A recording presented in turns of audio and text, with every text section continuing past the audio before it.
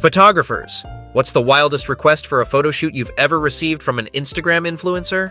I once had an influencer who tried to arrange a photo shoot with me. When I told her my price, she was shocked because, in her opinion, I should have paid her. I work at a hotel, and you wouldn't believe how many of these jerks want to stay for free in exchange for a post. Our marketing team's observations show that their posts hardly ever pay off. Once I had a similar situation with a prostitute. It sounds like a comedy sketch about two prostitutes who didn't know each other. Once, someone asked me to shoot an entire wedding.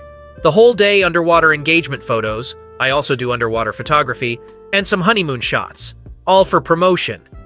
I immediately declined, and she started going off. Do you even know who I am? Do you realize what this will do for your career?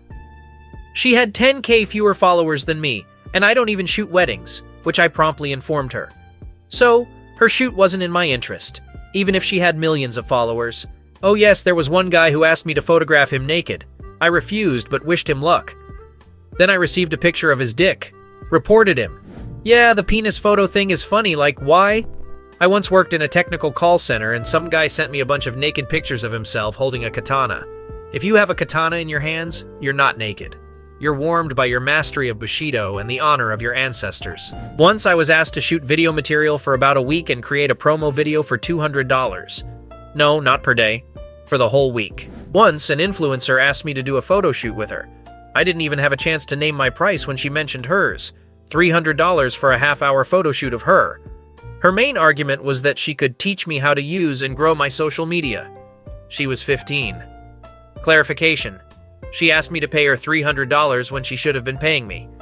I asked for a bit much, it seems. Damn, let's talk about your rights. Once, a girl asked me for tape to enhance her cleavage. After that, she decided to undress completely down to her heels and asked me to leave the room, allowing her to take selfies with my remote. Hey, I won't leave you alone with my lenses. Did it happen in that sequence? Like, did she first undress and then convince you to go to another room? I do documentary filmmaking, and I had a job in college. I met a woman who was around 30, showed me an Instagram video, and asked me to shoot just like it. What she showed me was a professional video shoot with a green screen, lighting, and a set. I explained that I could do something similar in quality, with my university equipment, but it would take time to find a team and a studio. She said, "No, shoot it on your phone." When I tried to convince her that the video wasn't shot that way, she argued, "Well, it's on Instagram, so it must be shot on a phone." When I mentioned my fee, rather than compliments, she backed off. She had only 10 followers, and 3 of them were definitely porn bots. I'm not a photographer, but I have an acquaintance who's a relatively popular influencer. She spends a lot of time looking for something original and unusual. One time I did something funny that amused a bunch of people. Well, it didn't matter what it was. The main thing was that my friend made me recreate that moment on camera for her stories. You're not having fun unless you can prove it to your thousands of followers. Once, a bald guy asked me to Photoshop veins on his head, making it look like a giant penis. He was some businessman selling his audiobook. A dick move, I must say. Yeah, that guy always thinks with his penis. Did you actually do it? I don't want to sleep, I need answers. Once in New York, a girl who looked about 20 approached me and asked me to take her picture.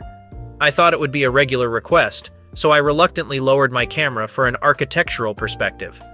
But when I raised my eyes to her, she was standing in the middle of the road, leaning on a car, which had likely stopped due to traffic, holding a sign that said "Life." I still don't understand what happened that day. Once, a client asked me to Photoshop his head onto another guy's body because he liked the other guy's shirt. Naturally, I did it for a laugh, and he actually paid me. I have a long, silvery white beard that people often joke about, calling me Santa Claus. This Christmas, I was in Punta Cana, and I happened to have an old shirt with a reindeer and Christmas stuff on it. So, on Christmas noon, I went to the beach in that shirt, and suddenly, a group of bikini-clad girls surrounded me, wanting to take selfies with me. I didn't mind at first. It was all fun. If a bunch of giggling girls want to sit on my lap, who am I to complain? However, it quickly got on my nerves. Each of them wanted 20 photos from different angles, in different poses, with different backgrounds and lighting angles. I couldn't understand what was happening until one of them said it would blow up on Instagram when everyone found out what Santa was up to after Christmas Eve. Then it started to annoy me, so I didn't want to take photos with anyone else unless a child asked. That infuriated the Instagram crowd, which of course made the situation worse. I didn't go to the beach or the pool for the rest of the week. Update. Recent photo for proof. Once, a girl contacted me asking for a photo shoot in the style of Suicidal Girls. When she heard my rates, she said, "Oh, I don't have that much. Would showing my breasts be enough? Boobs? Seriously, are they made of money?" She asked for $200 per hour for 3 hours, despite having no modeling experience. She also insisted that her photos couldn't be posted anywhere and that she would exclusively sell them on Patreon. Once, a friend and I went on a hiking trip. We were preparing for a 17-mile hike under the scorching sun. Suddenly, he stopped and said, "Wait, I forgot my clothes to flex for Instagram later." He rushed back to the tent and stuffed more than half of his clothing into his backpack. At noon during the hike, he decided to remember that he had taken his camera out of the backpack to make room for more clothes. In the past, the word influencer had a completely different meaning. Once I had a client, a rather plump musician, who wanted to create a buzz around himself. It was the beginning of my career, and it didn't sound crazy to me. He hired me to follow him around a local shopping mall pretending to be paparazzi. Shouting fake questions while he ignored me turned out to be quite entertaining. Many people fell for it, trailing behind us. Looking back, I can confidently say that I've never had a dumber job. I paid my photographer in cinnamon buns for the album cover. He insisted on that form of payment. So now I'm the creator of a new currency. I also paid my photo editor with these buns, although there was some money involved in that mix. I usually don't work with intellectually challenged individuals, but I was offered $200 for a full day of shooting for a promising, shitty influencer. I politely declined her request because it wasn't worth my time, and she said, "Your loss. This could have been your moment of glory, sweetie," with such a nasty smile that, for the first time since childhood fights with my sister, I felt like hitting a woman. Only my grandmother has the right to call me sweetie. Why did I feel so strongly about the last line? Are you someone's little sister? No, I'm someone's big brother. I was asked to do a boudoir-style photo shoot with blood, bandages, and vampires, people biting each other. The client was a fairly influential children's show producer in Toronto. A children's show producer. I can't imagine anyone, but Google says Dan Schneider. Aside from model photo shoots, I also do boudoir photography.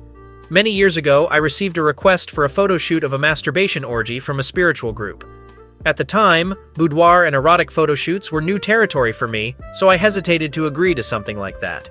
If I received such a request today, I would 100% agree and even blog about it. I'm a wedding photographer, and yes, I've had those influencers. They claimed to have a massive number of followers and were ready to promote me.